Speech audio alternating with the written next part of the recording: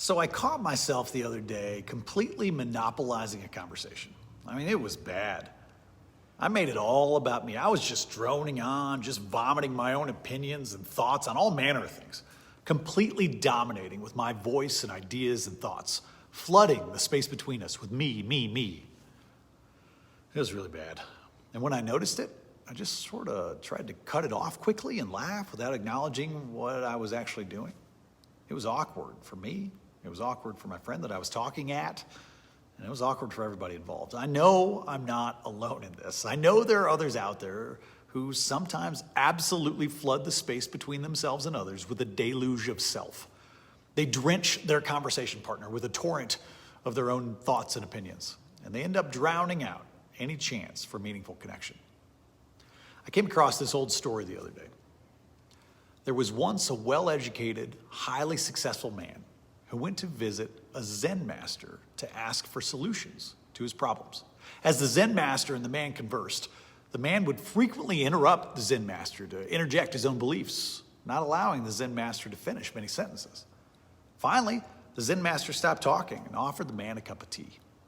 When the Zen master poured the tea, he kept pouring after the cup was full, causing it to overflow. "Stop pouring," the man said. "The cup is full."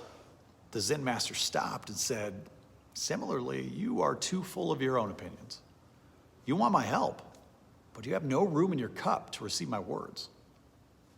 By the way, welcome to Between, the most open church on earth. Our church exists in the space between you and every person you encounter this week. Sometimes we record inside other churches, but this isn't the church. The church is you and the conversations you have. And you're welcome here, by the way. You're welcome at Between. We welcome and affirm absolutely everyone, no matter your background, no matter your faith tradition, no matter what you've done, who you love, where you come from, what you believe, if you believe, what anyone has told you about yourself. You are welcome here. Everyone is. And at Between, we're on a mission to build a community of sacred connection. So here near where I live, there are these big reservoirs. People treat them like regular lakes. They take their boats out on them and they fish on them and they relax on their sandy shores, but they're not lakes. They are man-made, not natural, only existing because somebody dammed up a river a while ago. Reservoirs.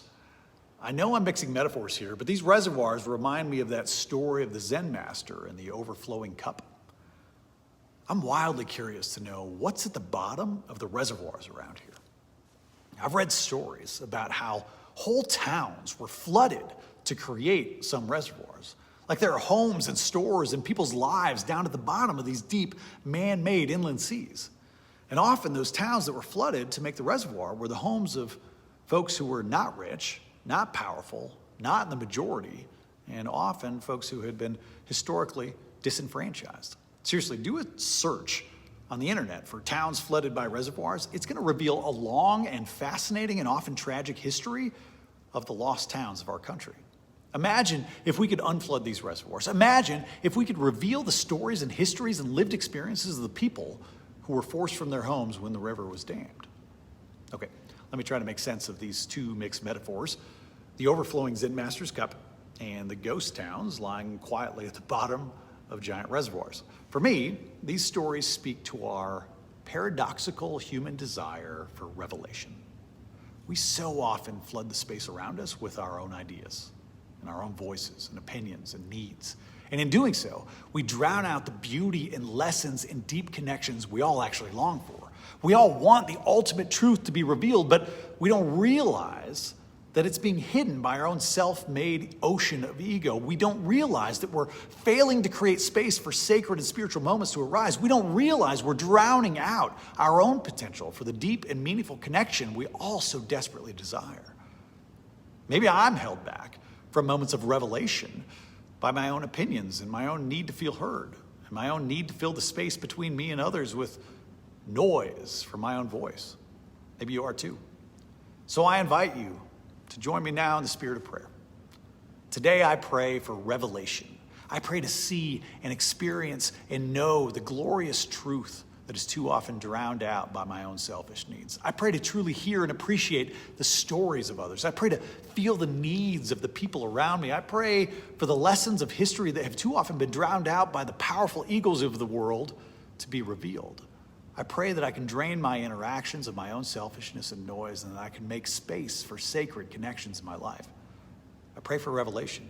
Reveal to me the ultimate truths of the universe through my interactions with others. Reveal to me the abundance and limitless potential for love that exists in the space between each of us. Amen. Between is about you. Take this message into your life this week. Fill the space between you and other people with your sacred light and curiosity. My favorite church is the space between people. Now go with God's love and create the church between.